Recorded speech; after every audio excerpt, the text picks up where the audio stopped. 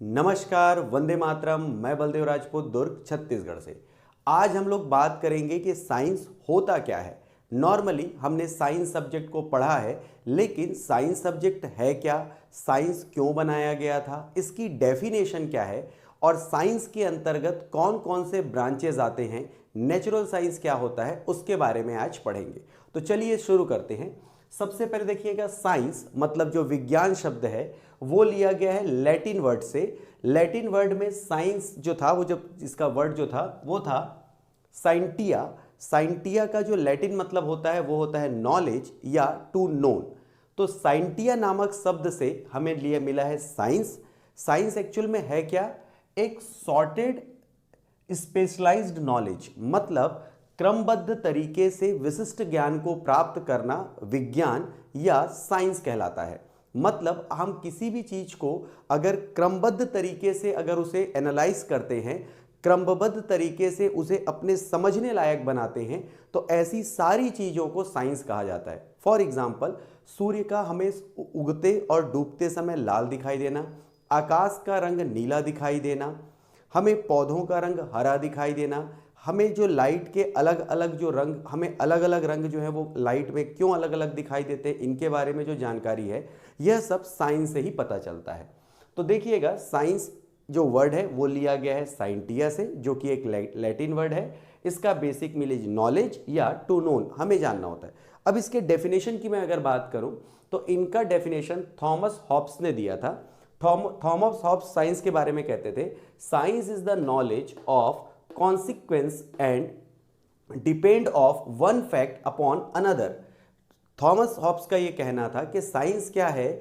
एक ऐसा ज्ञान है जिन्हें हम क्रमबद्ध तरीके से किसी चीज में एक फैक्ट से दूसरे फैक्ट को जानने के लिए उपयोग में लाते हैं। बेसिकली साइंस एक फैक्ट से दूसरे फैक्ट को कनेक्ट करने का एक मीडियम है। अगर आप मेरे शब्दों में कहें तो वाई, वेयर, वेन, मतलब जितने भी जो क्वेश्चन टेग वाले जो हैं, प्रश्नवाचक जो शब्द हैं, उनकी सारी समस्याओं का हल जिस विज्ञान से किया जाता है उसे साइंस या विज्ञान कहते हैं। अब देखते हैं, साइंस के अंतर्गत आता है नेचुरल साइंस, मतलब प्राकृतिक विज्ञान।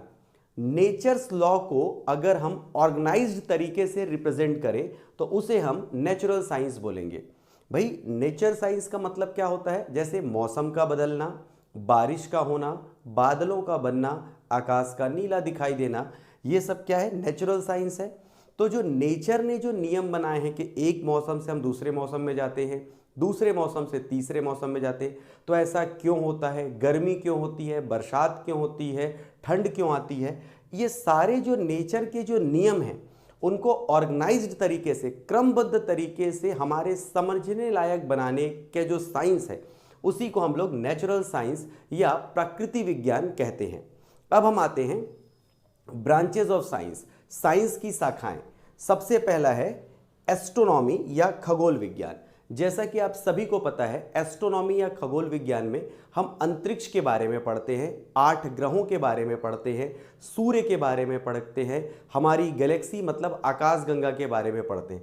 तो ऐसा विज्ञान जिसमें हम पृथ्वी और उसके बाहर के प्लानेट और आपके अर्थ और उसके प्लैनेट्स के बारे में या ऑर्बिट्स के बारे में या पूरे जो खगोल विज्ञान है उनके बारे में जो पढ़ते हैं उन्हें एस्ट्रोनॉमी या खगोल विज्ञान कहा जाता है।